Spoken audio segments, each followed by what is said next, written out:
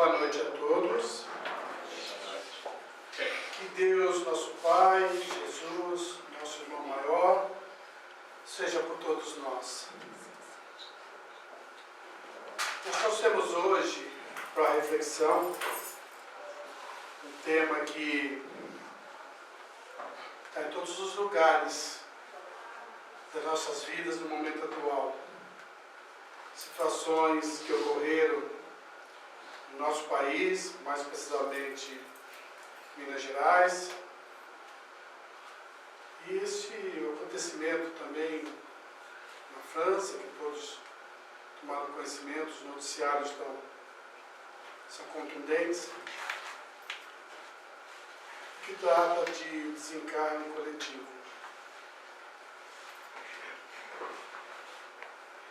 É um tema que mexe muito com a gente, com a nossa intimidade, os nossos valores, os nossos conceitos, esteja a gente em qual religião estiver, as pessoas, de um modo geral, porque mexe com as pilastras mais importantes daquilo que consolidamos em nossas vidas, que é a fé, que é a crença em Deus. Nesse momento, muitos que talvez não tenham conhecimento absoluto até da doutrina espírita, acabam fraquejando, se questionando, por que Deus permite essas coisas, por que acontece, por que isso atinge ainda as nossas vidas. É muito fácil a gente fazer uma breve associação de lei de causa e efeito, mas isso não traz consolo, não traz conforto, não traz respostas convictas, e é normal a gente questionar a nossa crença. E não é de hoje isso. Essa crença já foi questionada muitas e muitas vezes. Existia um filósofo que viveu 300 anos antes de Cristo, chamado Epicuro. Esse filósofo, em determinado momento, em circunstâncias que vivenciou também, questionou-se. Mas ele teve um insight, daqueles de exclamar e se perguntar a respeito do mal que assolava na sua época. Então ele se perguntou,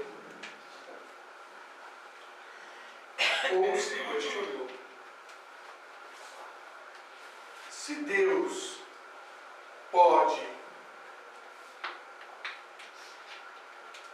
pode abolir o mal e não quer, ou ele quer e não pode. Se ele quer abolir e não pode, ele é impotente. Se ele pode e não quer, ele é cruel. Se ele pode e não quer, ou se ele pode e quer, por que não o faz? Por que permite que tanto mal aconteça? Por que permite que tantas coisas atinjam o mundo em sua beleza, em sua grandeza, em seus valores? Esse foi o questionamento que ele fez. E traduzindo em outras palavras, poderíamos fazer da mesma forma. Seja no mal que acontece por questões da natureza, seja esse mal em processo de natureza, mas que tenha o vínculo com o homem, com a falta de capricho, de consciência, ou tantas outras coisas. Ou seja, esse mal atingido por um outro mal maior, por criaturas más, de má índole. Não importa. Importa o resultado. O conjunto de pessoas atingidas, o conjunto de criaturas colocadas em risco. Então, nós poderíamos fazer um monte de perguntas. Por que algumas foram atingidas? Por que outras não? Por que houve, naquele momento, naquele tumulto, seja em um caso como o da França, seja um caso como de Minas, seja um outro caso de tsunamis que já vimos acontecer, que devastou o Índico e tantos outros lugares, situações de acidentes com aeronaves colocando em risco a vida de outras pessoas, além daquelas que foram comprometidas nesse processo. Um monte de questionamento para a gente entender. Será que foi azar de um, estar no lugar errado, sorte de outro? Fatalidade? E aí começamos a utilizar palavras que para a doutrina espírita não faz nenhum sentido. Porque se para a doutrina espírita nada é por acaso, palavras como sorte, azar, fatalidade perdem o seu sentido. Então, nós vamos buscar a compreensão em determinado estudo, porque Allan Kardec também se preocupou com essas coisas. Também se preocupou em trazer respostas à sociedade, às criaturas, para que elas pudessem conhecer mais a intimidade de Deus. Então ele pergunta, na parte 3ª do Livro dos Espíritos, no capítulo 6, onde ele faz o estudo de um tomo onde ele chama de lei de destruição. Ele pergunta ao Espírito de Verdade: é da natureza a destruição de todas as coisas? E o Espírito de Verdade responde: necessário é que tudo se destrua para renascer e se renovar. Porque aquilo que chamais destruição não passa de uma simples transformação que levam à renovação das coisas e dos seres. Então, compreendendo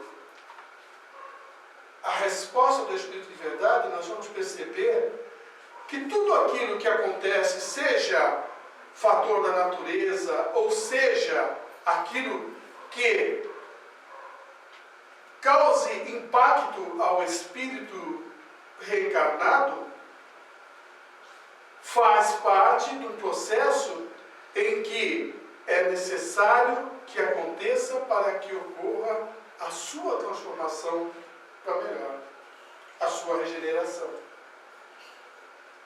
Então, algumas das dúvidas já começam sendo dissipadas. Mas tem aquelas outras. Por que ocorre com um? Por que ocorre com o outro? Por quê? E lá mais adiante, nesse mesmo capítulo, Allan Kardec pergunta se Deus não teria uma outra forma de oferecer ao homem para que o processo do progresso acontecesse de uma forma natural. E a resposta é bem condizente com aquela proposta que nós temos reencarnatória. O Espírito de Verdade diz que poderia sim E Deus oferece a nós, a todos os instantes em nossas vidas.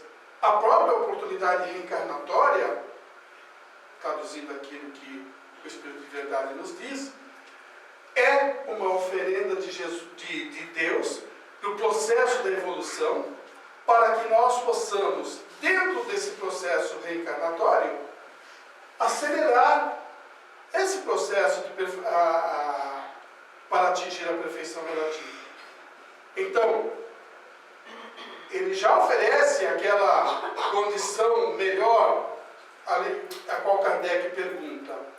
Só que, diante do processo reencarnatório, quando nós chegamos aqui, a coisa muda de figura, porque lá é uma coisa, lá nós estamos desprovidos do corpo material, e nesse processo de planejamento reencarnatório, ficamos sabendo, tomamos conhecimento das nossas necessidades essas contraídas em etapas evolutivas, que transitamos em outras reencarnações, algumas coisinhas, algumas pendências que deixamos para trás, para nesse processo reencarnatório reparar, regenerar. E, diante disso, chegamos aqui, esquecemos aquilo que planejamos, até para o nosso benefício, esse esquecimento, porque se algum de nós soubesse que veio um encargo muito grandioso, aquilo seria um tormento para a sua vida. Então, até isso, no planejamento de Deus, ele possibilita que esqueçamos aquilo que nós programamos, que nós planejamos, bem como as nossas necessidades, a fim de que a coisa aconteça na sua normalidade, no seu desenvolvimento, através do nosso esforço, da nossa vontade. Só que esse esforço, essa vontade, muda de objetivo. Aí nós tomamos conhecimento, através da doutrina, que nós temos um longo e vasto período para alcançar a perfeição, então aí a gente vai com mais vagareza, né? Se a gente vai chegar lá mesmo, então vamos mais devagar, sem acelerar. Esse é o grande problema. Porque muitos de nós estamos comprometidos por situações gravíssimas. Então, é onde o Espírito de Verdade responde a Kardec, que é preciso que algumas das vezes Deus nos dê como se fosse um choque, um impacto para poder acelerar esse processo, ou para acontecer o próprio despertamento da necessidade do progresso. Então, nós ficamos,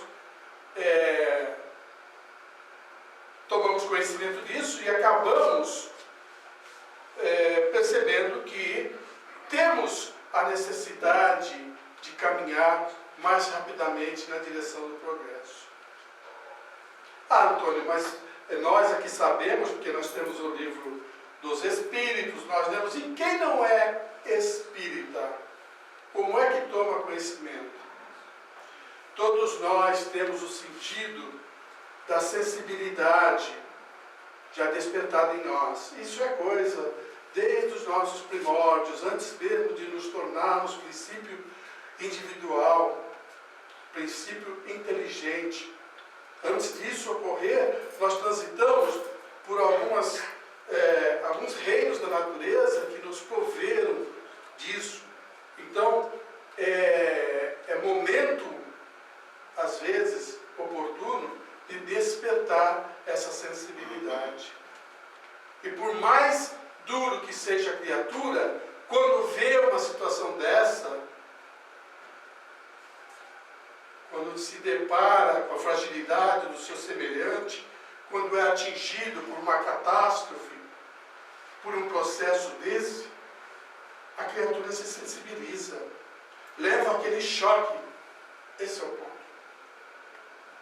O choque que se referiu ao Espírito de Verdade, que Deus coloca isso a nós para que a gente possa gradativamente despertar em nós o sentido do amor. Porque é nesse momento que nós, quando vemos o nosso semelhante, se isso acontece perto de nós, nós já nos disponibilizamos a ajudar ou fazer alguma coisa.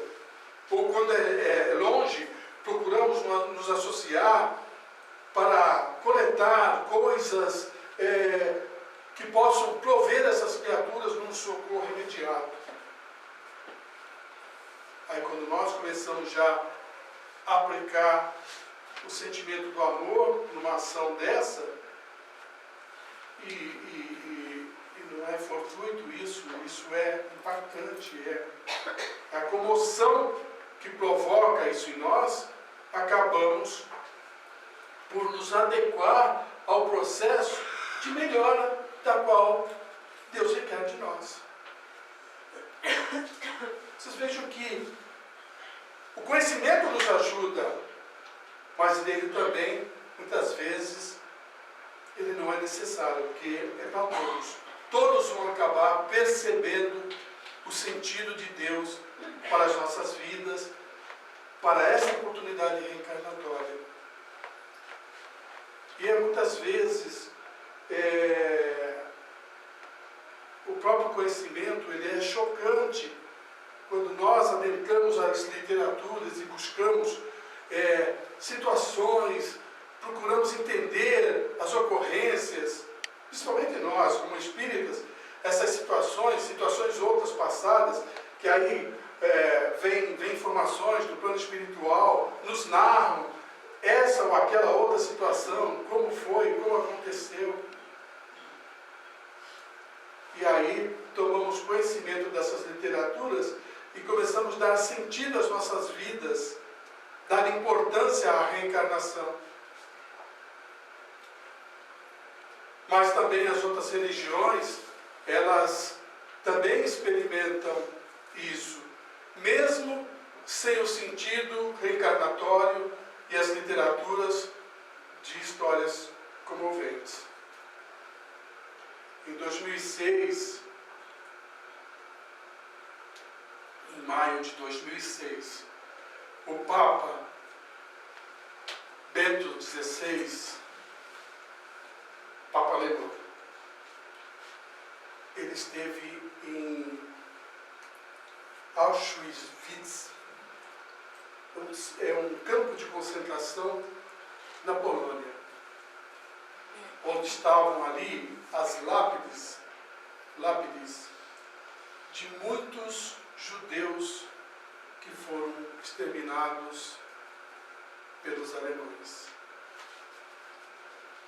Naquele momento e naquele local, ele celebrou uma missa.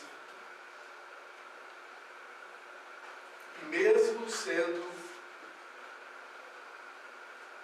o Supremo da Igreja Católica, o Supremo Pontífice da Igreja Católica, mesmo sendo Papa, ele não suportou e se questionou,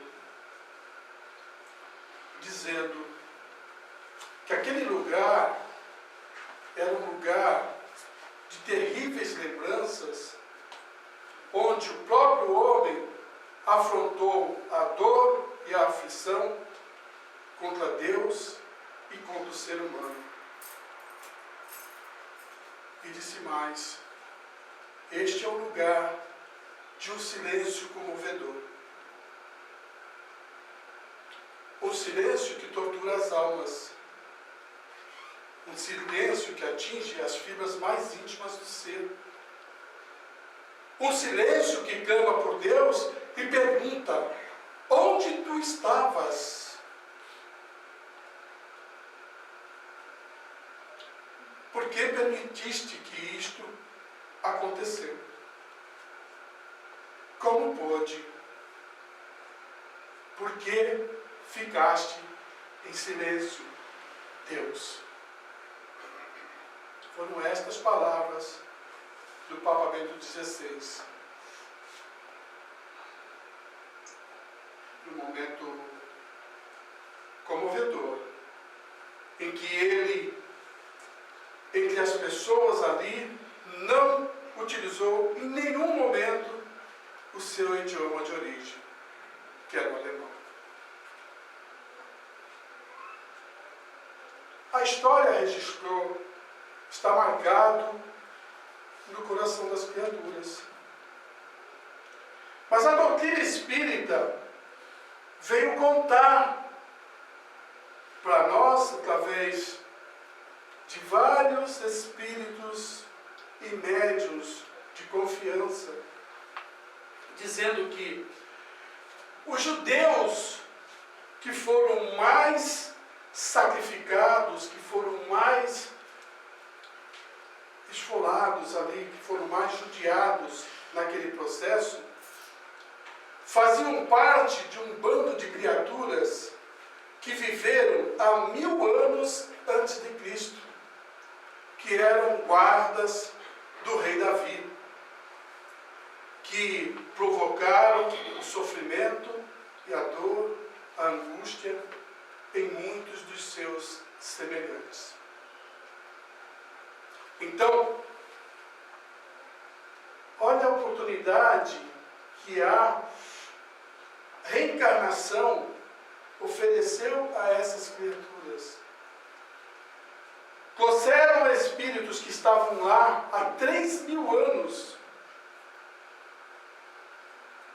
se preparando para experimentar esse sofrimento na Terra, para se recomporem, para se refazerem do mal que fizeram ao seu semelhante. E tiveram a oportunidade, vindo sob o comando, entre aspas, sob as determinações do mesmo rei Davi, que agora, naquela época, na década de 40 do século passado, viera reencarnado como Adolf Hitler. Esses espíritos pagaram grandiosa parte do mal que fizeram. Poderiam se sentir libertos para continuar a sua caminhada. No livro O Céu e a Terra,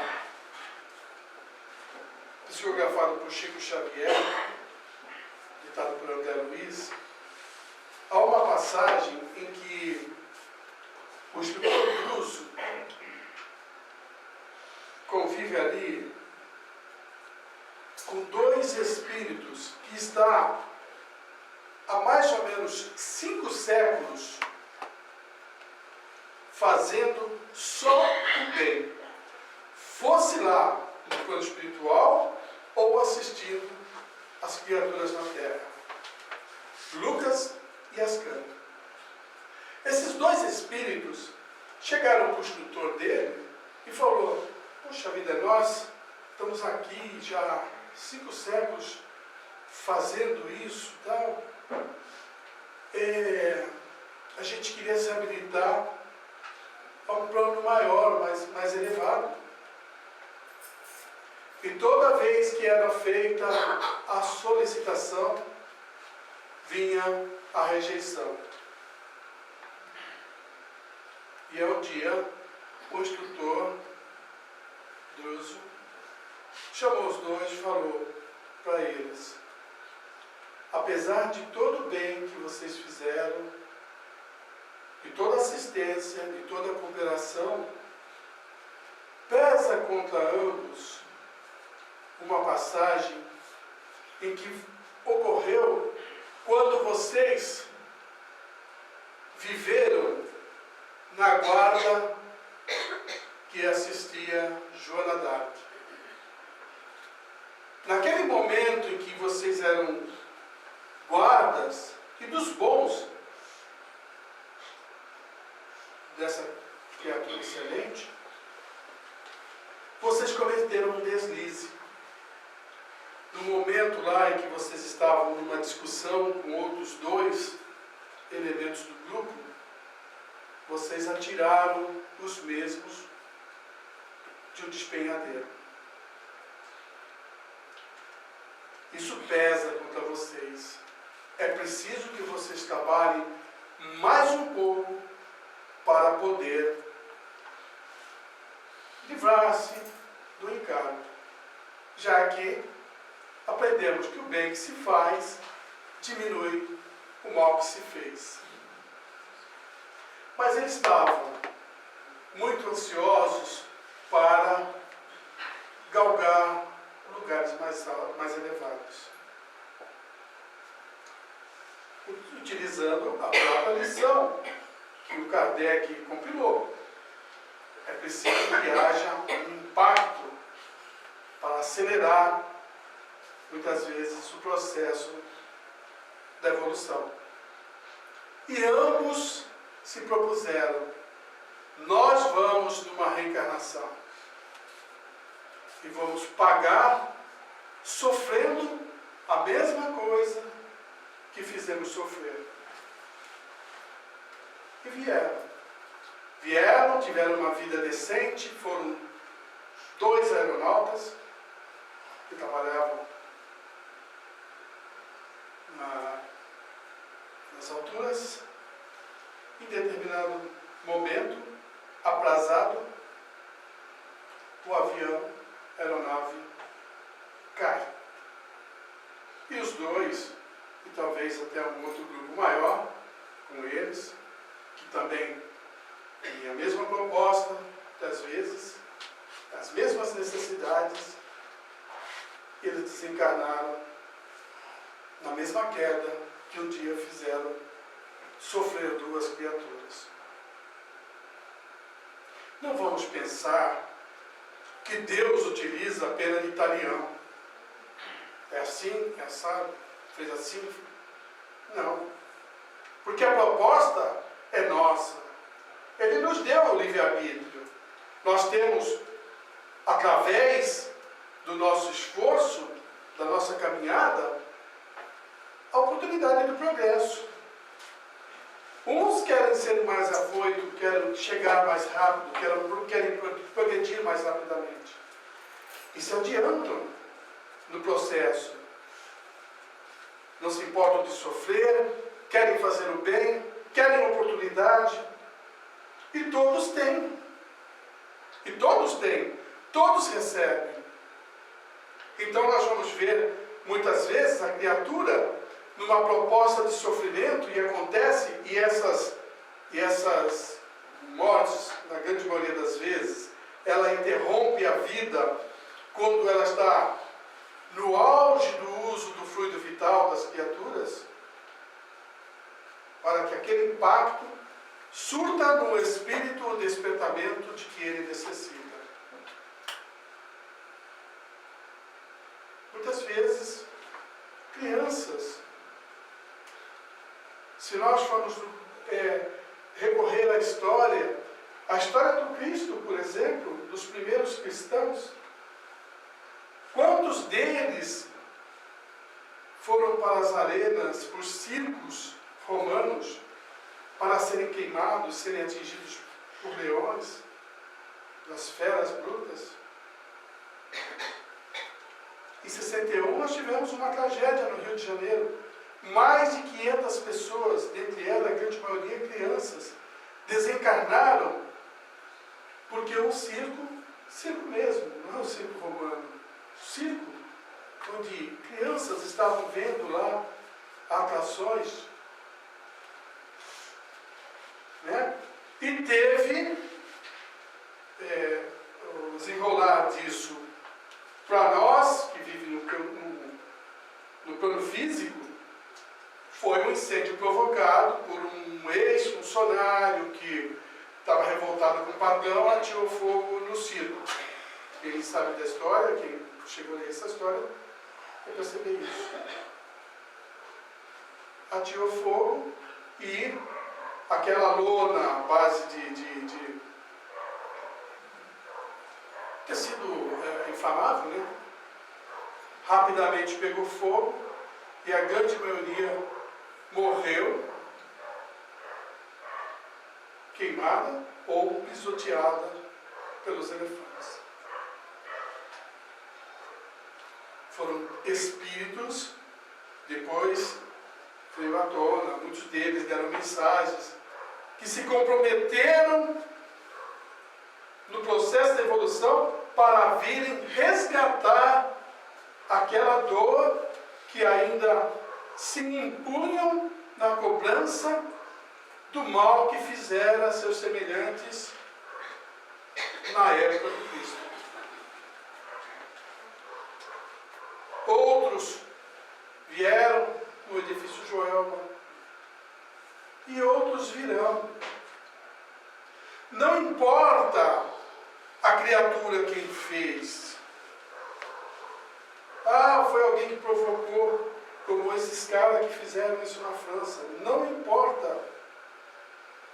Não que Deus coloque na vida das criaturas alguém para fazer o mal, porque eles necessitam. Não. Jesus foi bem claro. Os escândalos são necessários, mas ai de quem?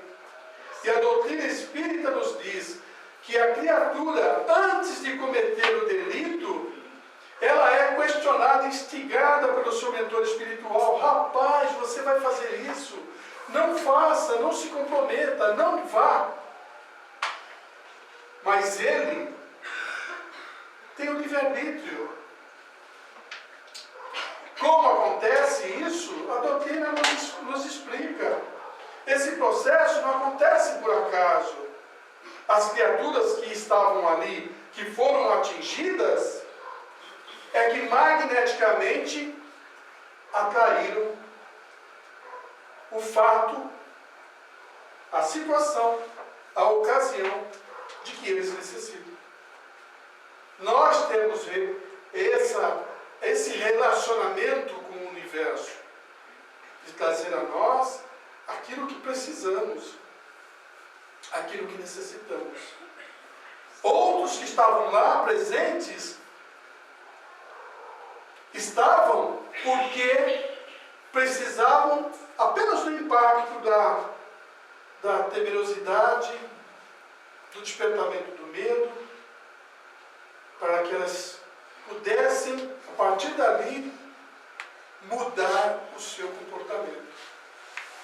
Quantas criaturas que passaram por situações dessas, e a primeira coisa que as criaturas pensam foi: Deus que me livrou do mal. Se eles vivem no mal, a primeira coisa que eles imaginam, eles falam: vou fazer por merecer, vou mudar meu comportamento. E elas mudam. Então, vejam que a situação envolve criaturas que estão necessitadas. Quantas outras que acontece de comprei a passagem, embarcar no avião, perdi porque o táxi ficou preso, não era para chegar no avião. Ele era a criatura que ia burlar a lei. Se magneticamente somos atraídos, magneticamente nós somos repulsados também do mal que não tem que nos acometer. Mas o primeiro impacto a nós é a morte. E nós nos cobramos, e cobramos de Deus, por que tantas pessoas morreram? Por quê? Nós, como espíritas, temos que refletir como o Espírito de Verdade nos fala na questão 738 do Livro dos Espíritos, que o general está preocupado com os seus soldados, não com os seus uniformes. Nosso corpo físico é o uniforme que reveste o espírito. Se ele está roto, se ele está esfarrapado, se ele está melindrado, não tem problema. A vida é imortal. Nós somos seres imortais, indestrutíveis. Chegaremos ao lado de lá. certamente tínhamos o comprometimento e a data aprazada, porque isso é um fator cujo podemos dizer que é a fatalidade dentro do nosso processo de crescimento e de progresso. Nascer e morrer. Porque todos nós estamos fadados a isso. As intercorrências são necessidades, estão constituídas. Não é nenhuma surpresa para nós. Nós é que não lembramos. Então, quando nós nos detemos para analisar sobre essas situações, sobre as nossas necessidades, as necessidades que constituímos com as nossas atitudes, o primeiro sentido é a gente perceber que antes de analisarmos, de refletirmos e discutirmos a vida do nosso semelhante, a situação que ocorre, ou por que aconteceu, por que deixou de acontecer, nós temos que primar pela nossa vida, nossa necessidade, a nossa relação com o mundo, preservando-nos do mal, do julgamento, das atribuições desnecessárias.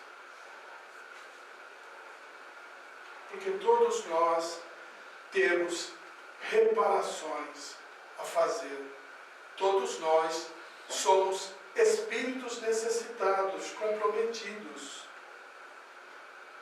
E muitas vezes não nos acontece, e não nos aconteceu ainda, porque não tivemos coragem. A grande verdade é essa. O Cristo falou de uma forma muito mais sutil do que essa que estamos colocando para vocês. Aquele que vier após mim, renuncia a si mesmo, toma a sua cruz e me segue. Renunciar a si mesmo é não se importar tanto com a sua vida material, com o seu corpo, com os seus bens.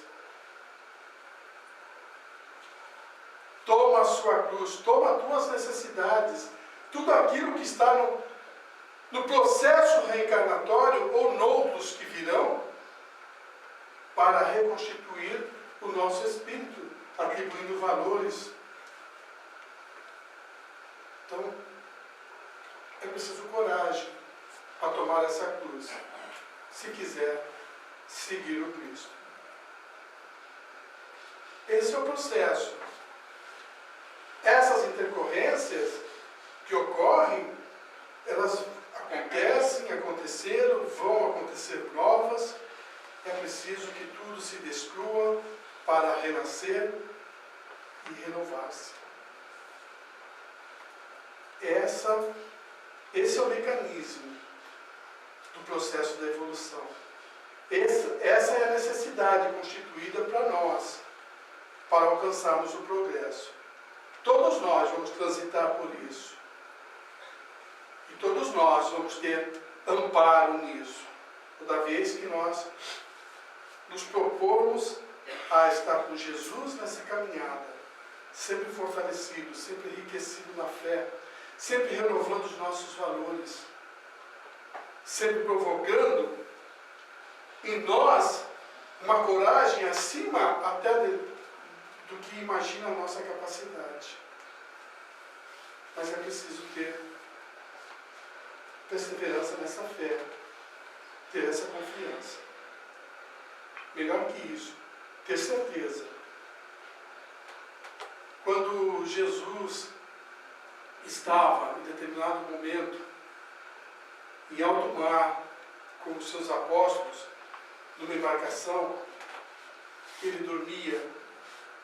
Em dado momento, começou uma ventania a agitar o mar da Galileia, as ondas, agitando a própria embarcação. Os apóstolos, assustados, acorreram a Jesus: mestre, mestre, acorda. iremos perecer. E Jesus olha para os seus apóstolos e diz, questiona, por que temeis? Não tenhais medo, eu estou convosco.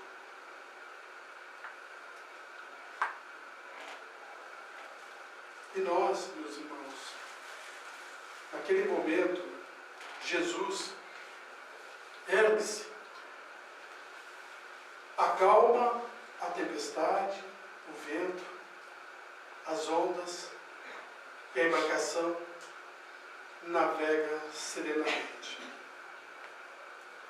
Os apóstolos, maravilhados, se perguntam, quem é este que até a ventania e o mar lhe obedece? Quanto a nós, como apóstolos do Cristo, como seguidores do Mestre, como aqueles que acreditam no Evangelho de Jesus, nas suas primorosas lições, nos valores que Ele nos legou, somos esses que caminhamos inseguros, temerosos, ressentidos dos acontecimentos, das necessidades humanas.